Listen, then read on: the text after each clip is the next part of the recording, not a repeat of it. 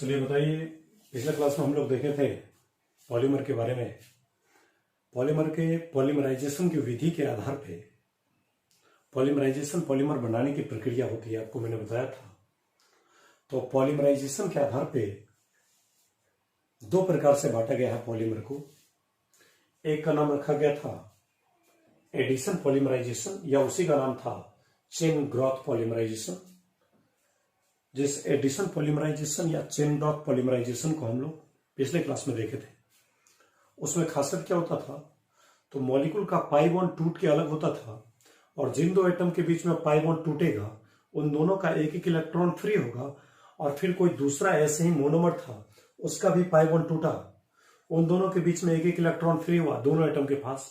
तो इस मोनोमर का ये कार्बन का इलेक्ट्रॉन और दूसरे मोनोमर का कार्बन का इलेक्ट्रॉन जो पाई बॉन्ड के टूटने से है, वो ऐसे आपस में जुड़ेगा और ऐसा लंबा लक्ष्य बनेगा, और वही हमारा बनता था एडिशन पॉलीमराइजेशन, या उसी को बोलते थे चेन ग्रोथ पॉलीमराइजेशन। लेकिन दूसरा जो हमारा पॉलीमराइजेशन की विधि है उसका नाम है कंडेंसेशन पॉलीमराइजेशन, या इसी का नाम है स्टेप ग्रोथ पॉलीमराइजेशन।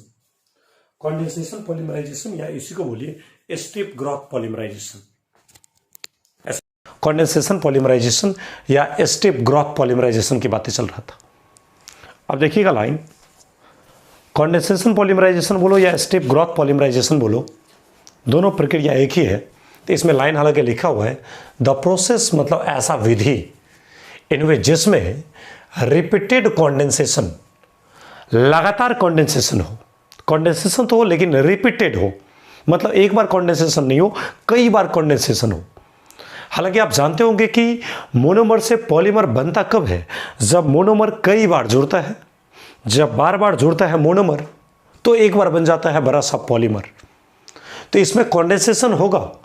कंडेंसेशन का मतलब जब मोनोमर जुड़ेंगे तो बीच में कुछ निकल जाएंगे। अब बोलिएगा क्या निकल जाएगा, तो देखे थे आप, जैसे पानी निकल जाता है, अल्कोहल निकल जाएगा, HCl निकल जाएगा, अमोनिया निकल जाएगा, ये सब चीज़ जनरली निकलते रहते हैं। जब मोनोमर सटते हैं तो कुछ ना कुछ निकलते हैं। तो जब निकल करके नया पॉलीमर बनेगा तो उसका नाम होगा कंडेंसेशन पॉलीमराइजेशन। लेकिन ये निकलता कब है, तो जब मोनोमर में फंक्शनल ग्रुप हो। कितने फंक्शनल ग्रुप हो, तो 2 बाई फंक्शनल ग्रुप लिए जाए। मतलब ये एक मोनोमर है, इसमें भी 2 फंक्शनल ग्रुप है, और इधर एक मोनोमर है, इसमें भी 2 फंक्शनल ग्रुप है। तो इन 2 मोनोमर जो कि बाई फंक्शनल ग्रुप नेचर के हैं, ये दोनों जब जुड़ेंगे तो बीच में कुछ ना कुछ निकल जाएंगे, और निकलने की वजह से जो पॉलीमर बनेगा वही हमारा बनेगा कंडेंसेशन पॉलीमर, और इस विधि का नाम होगा कंडेंसेशन पॉलीमराइजेशन। तो लाइन बोल रहा है द प्रोसेस, ऐसा प्रक्रिया इनमें जिसमें रिपीटेड कंडेंसेशन, लगातार कंडेंसेशन हो, मतलब लगातार पानी के निकलने की बात हो, बिटवीन किसके बीच में, तो 2 बाईफंक्शनल मोनोमर, 2 बाईफंक्शनल मोनोमर या 2 मल्टीफंक्शनल मोनोमर के बीच में जब लगातार कंडेंसेशन होगा तो वहां से हमारा बनेगा क्या चीज, कंडेंसेशन पॉलीमराइजेशन। इस विधि का नाम दिया जाएगा। हालांकि ये डेफिनेशन ज़्यादा बातें क्लियर नहीं करती है, लेकिन जैसे हम इसका एग्जाम्पल देखें ना, हमें लाइन क्लियर हो जाएगा।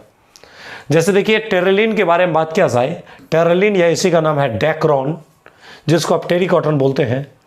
तो वो बना हुआ है किस मोनोमर से, वो बना हुआ है इथिलीन ग्लाइकोल और टेरेथैलिक एसिड से। अब कैसे बना हुआ है आगे देखते हैं। आप कंडेंसेशन पॉलीमराइजेशन और एडिशन पॉलीमराइजेशन, इन दोनों में एक शब्द आप समझिए। एडिशन पॉलीमराइजेशन में क्या था कि पाई बॉन्ड टूटेगा एक मोनोमर का, पाई बॉन्ड टूटेगा दूसरा मोनोमर का, और ये दोनों मोनोमर आपस में जुड़ जाएगा। फिर एक पाई बॉन्ड टूटेगा तीसरा का, और ये झुंड उसके साथ जुड़ जाएगा। एक नया मोनोमर आएगा, उसका भी पाई बॉन्ड टूटेगा, उसके साथ जुड़ जाएगा। इस तरह से लंबा लच्छेदार मोनोमर जब जुड़ते जाएंगे तो वहां पे बनेगा एडिशन पॉलीमराइजेशन, या इसी को बोलेंगे चेन ग्रोथ पॉलीमराइजेशन। लेकिन उस केस में कुछ निकलता नहीं है मॉलिक्यूल से, इसलिए कुछ कंडेंस होने की बात ही नहीं है, यानी कंडेंसेशन पॉलीमराइजेशन से उसका कोई मतलब ही नहीं है। लेकिन कंडेंसेशन पॉलीमराइजेशन में क्या होगा, तो जब यही मोनोमर जुड़ेगा, जैसे देखिए टेरेलिन आपका अपने आप में एक पॉलीमर है, ये अपने आप में क्या है, एक पॉलीमर है, और ये दोनों क्या है, उसके मोनोमर है, मोनोमर है। अब देखिए इसमें भी 2 फंक्शनल ग्रुप है, इसमें भी 2 फंक्शनल ग्रुप है। तो इन 2 मोनोमर में 2 फंक्शनल ग्रुप है, और ये दोनों मोनोमर जब जुड़ेंगे तो जुड़ने के बाद वहां से कुछ ना कुछ निकल जाएगा। निकलने के लिए पानी निकलते हैं, तब जाकर के जो पॉलीमर बनेगा उसी का नाम पड़ेगा टेरेलिन या डैक्रोन, उसी को बोलेंगे। चलिए एग्जाम्पल देखते हैं तो बातें क्लियर होंगे। जैसे देखिए इथिलीन ग्लाइकोल है, इथिलीन ग्लाइकोल, और यहाँ देखिए जैसे टेरेथैलिक एसिड है, ये दोनों मॉलिक्यूल जुड़ा है, ये भी मोनोमर है, ये भी मोनोमर है, और दोनों का जुड़ने से हमारा टेरेलिन बन गया है। टेरेलिन कहने का मतलब ये डैक्रोन बन गया है, टेरेलिन बन गया है। ये कैसे बने हैं इसको मैं फिर से एक बार आपके सामने में बना के दिखाऊंगा तो शायद आपको लाइन क्लियर हो जाए। हुआ क्या है तो गौर से सुनिएगा, इसका OH चला गया और इसका H चला गया, तो OH और H ये दोनों मिलके क्या बना लिया, पानी बना लिया, और पानी बना करके आराम से टेरेलिन का निर्माण हो गया। यही टेरेलिन जब बार बार जुड़ेगा तो हमारा टेरिकॉटन बन जाएगा, डैक्रोन बन जाएगा। इसका मतलब ये पॉलिएस्टर की बात कर रहा है, ये पॉलिएस्टर बन जाएगा। तो देखिए मैं इसको एक बार सामने से बना के दिखाता हूँ कैसे बनते हैं, तब जाकर के आप पूरी प्रक्रिया समझ आएंगे। N मॉलिक्यूल लिया गया है इथिलीन ग्लाइकोल का, और N मॉलिक्यूल लिया गया है टेरेथैलिक एसिड का। इथिलीन ग्लाइकोल और टेरेथैलिक एसिड ये दोनों के दोनों क्या होते हैं, ये दोनों के दोनों होते हैं हमारे मोनोमर, और इस मोनोमर से क्या बनता है, हमारा टेरेलिन बनता है या डैक्रोन बनता है। तो इसको मैं एक बार फिर से बना के आपको दिखाता हूँ। देखिएगा क्या था, इथिलीन ग्लाइकोल था। इथिलीन ग्लाइकोल कैसे लेंगे, CH2 OH, इसी का नाम है इथिलीन ग्लाइकोल। और एक और मोनोमर लिए जाए जिसका नाम है टेरेथैलिक एसिड, तो ये है आपका HOC डबल बॉन्ड O, और उससे जुड़ जाएगा बेंजीन, और इससे जुड़ा है COOH, ऐसा लिखा है।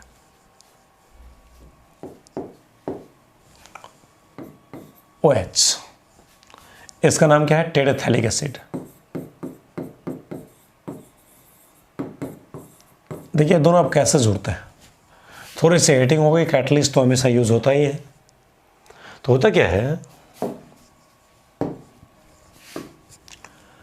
इसका देखिए कार्बोक्सिलिक एसिड जो ग्रुप है,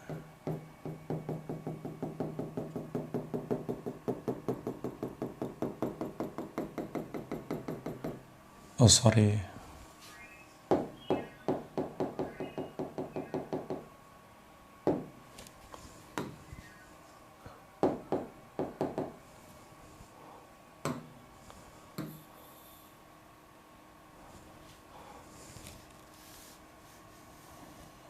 हाँ, चलिए इसको पहले लिखते हैं, CH2OH ऐसे लिया गया है। अब देखिएगा लाइन, ये कार्बोक्सिलिक एसिड का OH और इसका H, ये दोनों जुड़ के क्या करेगा, पानी निकाल देगा। इस टेरेथैलिक एसिड का OH और इथिलीन ग्लाइकोल का H, ये दोनों मिलके क्या करेगा, पानी निकाल देगा। और पानी निकाल देगा तो बताइए O का कनेक्शन किसके साथ हो जाएगा, C के साथ हो जाएगा। यहाँ जो O है वो किससे जुड़ जाएगा, C से। तो देखिए इथिलीन ग्लाइकोल का H निकलता है और टेरेथैलिक एसिड का OH निकलता है, और दोनों जुड़ करके बड़े से पॉलीमर का निर्माण करता है। तो मैं यही लाइन यहाँ पे लिख रहा हूँ कि इथिलीन ग्लाइकोल का जैसे ये पिछला H निकला और अगला का OH निकला, इसी तरह से इस इथिलीन ग्लाइकोल का पिछला का H निकलेगा तो अगला का OH निकलेगा। तो यहाँ से जब H निकल जाएगा, जब इसका H निकल जाएगा तो बताइए यहाँ पे क्या बन जाएगा, O बन जाएगा, O, और इस O से क्या जुड़ेगा, CH2, इस CH2 से क्या जुड़ेगा, CH2, इस CH2 से क्या जुड़ेगा, O, O से क्या जुड़ेगा, C, C से क्या जुड़ेगा, डबल बॉन्ड O, इस C से क्या जुड़ेगा, बेंजीन।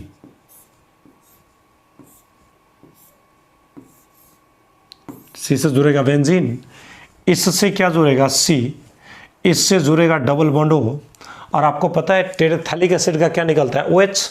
तो जब इसका OH निकल जाएगा तो अगला का H निकलेगा, इथिलीन ग्लाइकोल का H निकलेगा, तो H निकाल देंगे तो ये यहाँ से जुड़ जाएगा।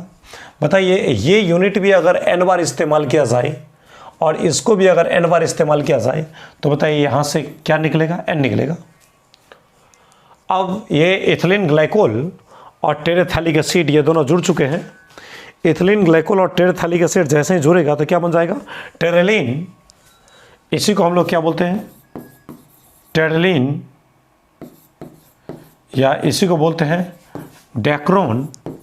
और हम लोग जो जानते हैं इसको किस नाम से, पॉलिएस्टर के नाम से, पॉलिएस्टर। तो इसको लोग बोलचाल में क्या बोलते हैं, पॉलिएस्टर बोलते हैं, ऐसे ही बनते हैं। इथिलीन ग्लाइकोल का H और टेरेथैलिक एसिड का OH ये दोनों जुड़ के पानी निकाल दिया, साइड प्रोडक्ट हमारा पानी निकल गया और हमारा मेन पॉलीमर बन के तैयार हो गया। चलिए, तो आपको ध्यान क्या रखना है, ये रिएक्शन ध्यान नहीं रखना है, ध्यान रखना है कि टेरेलिन बोलो या डेक्रोन बोलो या पॉलिएस्टर बोलो, ये बना है किस मोनोमर से, इथिलीन ग्लाइकोल से और टेरेथैलिक एसिड से बना है। बस यही लाइन आपको ध्यान रखना है। चलिए अगला हम इसको डिस्कस करते हैं। अगला जैसे देखिए, हेक्सामिथिलीन डायमीन और एडिपिक एसिड, इसी दोनों के मिलने से जो हमारा पॉलीमर बना है इसका नाम क्या है, नायलॉन 66। हालांकि ये बना के हमने दिखाया है। हेक्सामिथिलीन डायमीन और एडिपिक एसिड इन दोनों के मिलने से क्या बना है, पॉलीमर बना है जिसका नाम क्या है, नायलॉन 66। चलिए इसको मैं एक बार फिर से आपके सामने में बना के दिखा दूंगा तो होगा आपको क्या, थोड़ा इस पे कॉन्फिडेंस बन जाएगा। चलिए मैं इसको सामने में एक बार बना के दिखा देता हूँ। हेक्सामिथिलीन डायमीन हमारा यही है, देखिए हेक्सामिथिलीन डायमीन, एग्जाम्पल दे रहे हैं कंडेंसेशन पॉलीमर का। हेक्सामिथिलीन डायमीन, ये लीजिए NH2 और यहाँ लीजिए CH2, कितनी बार लीजिए, 6 बार, और फिर से लीजिए NH2। बोलिए इसका नाम क्या है, इसका नाम है हेक्सामिथिलीन डायमीन। समझ रहे हैं, इसका नाम क्या है, हेक्सामिथिलीन डायमीन, ऐसा है। और आपको फिर से क्या इस्तेमाल करना है, एडिपिक एसिड। एडिपिक एसिड कहने का मतलब HO C double bond O CH2 कितनी बार, तो 4 बार, उसके बाद C double bond O OH। इसका नाम क्या है, इसका नाम है एडिपिक एसिड।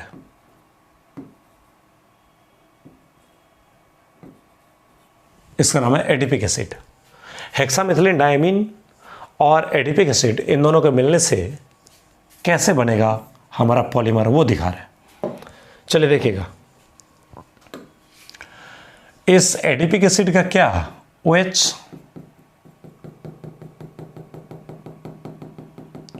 और हेक्सामिथिलीन डायमीन का क्या, H। ये दोनों जुड़ के क्या करेगा, पानी निकालेगा, पानी निकाल दिया तो हेक्सामिथिलीन डायमीन का H निकलेगा और एडिपिक एसिड का OH निकलेगा। तो बताइए इसका जब H निकला एक, तो इधर से भी क्या होगा, एक H निकलेगा। H निकलेगा तो आप ही बताइए क्या बन जाएगा। अगर इसका H यहाँ से निकल गया, H निकल गया, तो यहाँ से क्या बन जाएगा, फ्री वैलेंसी, और फ्री वैलेंसी से क्या जुड़ जाएगा, N, N से क्या जुड़ेगा, H, N से क्या जुड़ जाएगा, CH2, और इस CH2 से क्या जुड़ जाएगा, 6, और यहाँ से क्या जुड़ा है, N, N से क्या जुड़ेगा, H, और ये N, H और OH तो पानी बना के निकल गया, तो ये नाइट्रोजन किससे जुड़ जाएगा, इस कार्बन से, तो नाइट्रोजन जुड़ गया कार्बन से, carbon double bond oxygen, double bond oxygen से, और ये किससे जुड़ा है, तो CH2 से जुड़ गया है, और ये कितनी बार, 4 बार जुड़ा है, और इससे क्या जुड़ जाएगा, C डबल बॉन्ड O। और बताइए इस एडिपिक एसिड का OH अगर जाता है पिछला H के साथ, तो इस एडिपिक एसिड का यहाँ का OH भी क्या जाएगा, वो अगला के H के साथ जाएगा, तो यहाँ से वैलेंसी क्या हो जाएगा, फ्री हो जाएगा, यानी मॉलिक्यूल कितनी बार, N बार रिपीट होगा। अब बताइए यहाँ पे CH2 में कार्बन कितनी बार है, 6 बार। यहाँ देखा जाए कार्बन कितनी बार है इसी यूनिट में, यहाँ देखिए ये जो लिंकेज है CONH, ये अपने आप में किसका लिंकेज है, एमाइड का लिंकेज है। C डबल बॉन्ड O से अगर N जुड़ा रहता है तो इसी को हम लोग, इस लिंकेज को क्या बोलते हैं, एमाइड लिंकेज बोलते हैं। तो यहाँ पे एमाइड फंक्शनल ग्रुप तैयार हो रहा है। तो यहाँ से देखिए यहाँ 6 कार्बन है और यहाँ देखिए 4 कार्बन, तो CH2 यहाँ पे है और एक यहाँ 5 कार्बन और एक यहाँ 6, तो इसका नाम क्या हो जाता है? इसी कारण से इसका नाम हम लोग देते हैं नाइलॉन 6,6। कैसे बना होगा आप देख लिए, यानी नाइलॉन 6,6 आपसे पूछा जाएगा कि नाइलॉन 6,6 किससे बना है, तो हेक्सामिथिलीन डायमीन और एडिपिक एसिड इन दोनों को मिलाने से क्या बना है? नाइलॉन 6,6 बना है। ये रिएक्शन कैसे होता है ये आपको ध्यान ना रहे उससे कोई फर्क नहीं पड़ेगा, लेकिन बोर्ड के एग्जाम में ये पूछा जाता है कि नाइलॉन 6,6 का मोनोमर कौन होता है, तो हेक्सामिथिलीन डायमीन होता है और एडिपिक एसिड होता है। या हेक्सामिथिलीन डायमीन और एडिपिक एसिड इन दोनों को मिला के कौन सा पॉलीमर बनता है, तो नाइलॉन 6,6 हमारा पॉलीमर बनता है। चलिए आप ये समझ गए हैं, इससे आगे की बातों को कंटिन्यू करते हैं। यहाँ देखिए नाइलॉन 6,6 अलग होता है और नाइलॉन 6 जो होता है वो एक अलग होता है। नाइलॉन 6,6 और नाइलॉन 6 ये दोनों अलग अलग होता है। देखिए अभी तक सारे केसेस में आप क्या देख रहे थे कि पानी हम निकाल रहे थे, लेकिन ये ऐसा केस बनता है जिसमें हम लोग पानी क्या करते हैं, डालते हैं और पुनः पानी निकालते हैं। इसमें पहले पानी डालो फिर पानी निकालो। एक चीज जो आपके लिए बहुत ज्यादा महत्वपूर्ण है वो क्या, तो नाइलॉन 6 किससे बना है, तो आप याद रखिएगा कैप्रोलैक्टम, ये जेई में भी पूछा गया है। नाइलॉन 6 किससे बना है, तो कैप्रोलैक्टम से बना है, यानी कैप्रोलैक्टम है मोनोमर और इस कैप्रोलैक्टम का पॉलीमर है नाइलॉन 6, या इसी का दूसरा नाम देते हैं परलॉन या नाइलॉन 6। नाइलॉन 6,6 नहीं है, नाइलॉन 6 है, या इसको आप बोलिए परलॉन। अब देखिए हमने यहाँ पे लाइन हिंदी में लिख दिया है नाइलॉन 6 कैसे बनता है, तो कैप्रोलैक्टम के हाइड्रोलाइसिस से बनता है। यानी कैप्रोलैक्टम पर जब पानी रिएक्शन करता है ना तो उसके बाद बनता है हमारा क्या, नाइलॉन 6 बन जाता है। कैसे बनता है तो देखिएगा, इसको मैं एक बार रफ में यहाँ पे थोड़ा डिस्कस करके देखता हूँ। ये कैप्रोलैक्टम है, हाइड्रोलाइसिस का मतलब इसमें पानी डालते हैं और हीटिंग करते हैं। तो पानी जैसे ही डालेंगे ना तो पानी में पता ही है, पानी में क्या होता है, H2 होता है। तो H2 को कैसे लिख सकते हैं, OH और H के रूप में लिख सकते हैं। पानी जैसे ही डालेंगे तो OH और H के रूप में लिखते हैं, तो इसको हम ऐसे लिखते हैं H और इससे जोड़ देते हैं OH। देखिएगा इसमें पहले पानी डालते हैं फिर पानी निकालेंगे, तो कैप्रोलैक्टम क्या होगा, कैसे जुड़ेगा सुन लीजिएगा। ऐसे इसके मॉलिक्यूल पानी को पहले जोड़ेंगे अपने में, तो ये रहा कैप्रोलैक्टम और ये रहा वाटर। पहले इस नाइट्रोजन और कार्बन के बीच का बॉन्ड जो है ना वो बॉन्ड टूटेगा। देखिए ऐसे बॉन्ड की ब्रेकअप होती है, तो होता क्या है, ये बॉन्ड टूट जाएगा, ये बॉन्ड टूट जाएगा। कैप्रोलैक्टम का नाइट्रोजन और कार्बन के बीच में जो बॉन्ड है वो बॉन्ड भी टूटेगा, और पानी में H और OH के बीच में जो बॉन्ड है वो भी टूटेगा। तो बताइए क्या बन जाएगा, नाइट्रोजन का ये इलेक्ट्रॉन और हाइड्रोजन का ये इलेक्ट्रॉन आपस में जुड़ जाएगा। यहाँ पे बॉन्ड फॉर्मेशन का भी काम होगा, इधर ये बॉन्ड बनेगा।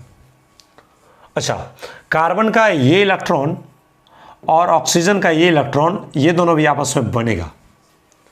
तो बताइए ये बीच का बॉन्ड टूटेगा, ये बीच का बॉन्ड टूट गया, ये बीच का बॉन्ड टूट गया, और टूटने के बाद ये क्या बन जाएगा, तो थोड़ा देखिएगा क्या बन जाएगा। ऐसे देखिए N से जुड़ा है H और N से जुड़ गया एक और H, यानी ऐसा N से जुड़ गया एक H और N से एक और H, N से H और N से फिर एक H जुड़ा, पानी का H जुड़ा। उसके बाद देखिए क्या है, CH2 कितनी बार, 1 2 3 4 5 बार CH2 है, तो इससे जुड़ चुका है CH2 और वो भी कितनी बार, तो 5 बार जुड़ा है। और इस CH2 से जुड़ा है C, इससे जुड़ा है C, C से जुड़ा है डबल बॉन्ड O, और C से क्या जुड़ गया है OH। अब देखिए ये जो कैप्रोलैक्टम है इसको जब पानी से रिएक्शन करवाते हैं तो ये बायफंक्शनल में कन्वर्ट हो जाता है। इधर से आपके पीछे से बन जाता है एमीन और यहाँ से बन जाता है कार्बोक्सिलिक एसिड। एक चीज़ आप देख रहे होंगे, कार्बोक्सिलिक एसिड बन गया। कार्बोक्सिलिक एसिड पानी से जैसे ही रिएक्शन करवाएं तो पानी में H और OH दोनों होता है, तो एमीन का H, एमीन को H जोड़ देता है और कार्बोक्सिलिक एसिड में OH जोड़ देता है। अब देखिए ऐसे एक कैप्रोलैक्टम हाइड्रोलाइसिस के बाद आया है, ऐसा ही कोई दूसरा कैप्रोलैक्टम आएगा, तो दूसरे कैप्रोलैक्टम को हम लोग कैसे लिखेंगे, गौर से देखिएगा कैसे लिखेंगे।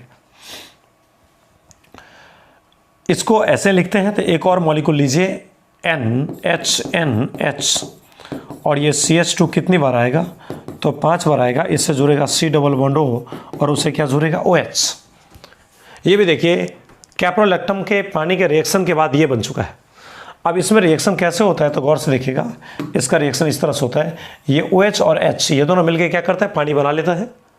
तो कार्बोक्सिलिक एसिड का OH और एमीन का H ऐसे ही जुड़ेगा। तो बताइए ये जैसे ही जुड़ेगा तो यहाँ तो लिंकेज खत्म हो जाएगा।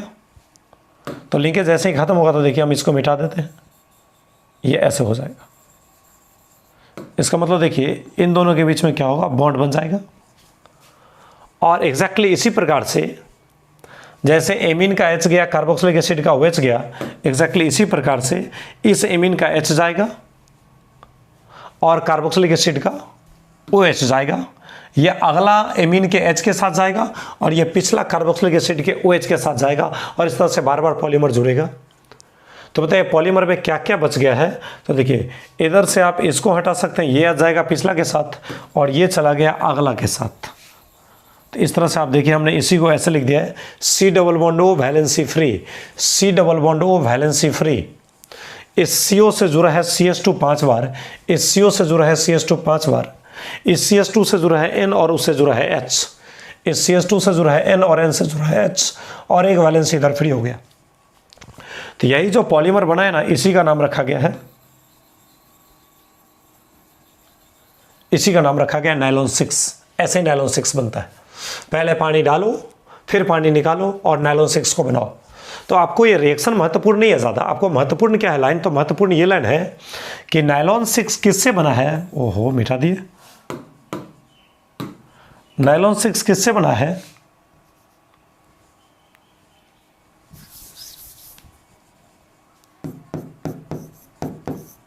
नायलॉन 6 या इसी का नाम क्या है, पर्लोन। नायलॉन 6 किससे बना है या पर्लोन किससे बना है, तो कैप्रोलैक्टम से बना है। चलेगा, कैप्रोलैक्टम की जब हाइड्रोलाइसिस होती है तब जाकर के बनता है। तो मेरे विचार से इसको ऐसे ही रहने दिया जाए, लेकिन इसको अगर हटा दिया जाए तो ज़्यादा, लेकिन रहने देते हैं, समझ में आएगा। कैप्रोलैक्टम से बना है नायलॉन 6, इतना ध्यान रखिएगा। चलिए पांचवा में आ जाइए, जैसे फिनॉल और फॉर्मल्डिहाइड। फिनॉल, फिनॉल आप जानते हैं, फिनॉल, ये फिनॉल आपका होता है फिनॉल, और ये रहा आपका फॉर्मल्डिहाइड यानी SC double bond OH। Acidic basic दोनों मीडियम में रिएक्शन होते हैं।